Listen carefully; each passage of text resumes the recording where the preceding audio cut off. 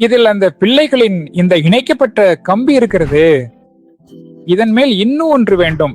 அதாவது இந்த ஃபில் முடிஞ்சதும், இந்த கான்கிரீட் முடிஞ்சதும் இதன் மேலாக இன்னொரு ஒன்று வேண்டும்.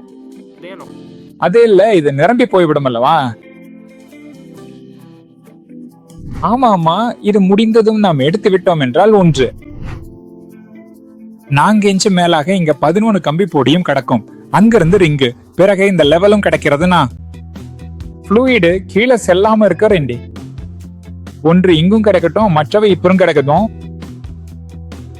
பிறகு அந்த வரும் கம்பி கட்டில் மேல் பக்கத்துல மெயின் பார்கள் எல்லாம் இங்கோடு வந்து சேர்ந்து விட்டனே.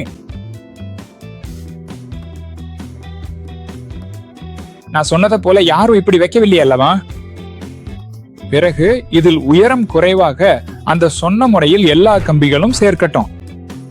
பிறகு இதில் கம்பியில் வித்தியாசம் உள்ள கம்பிகள் இல்லையா?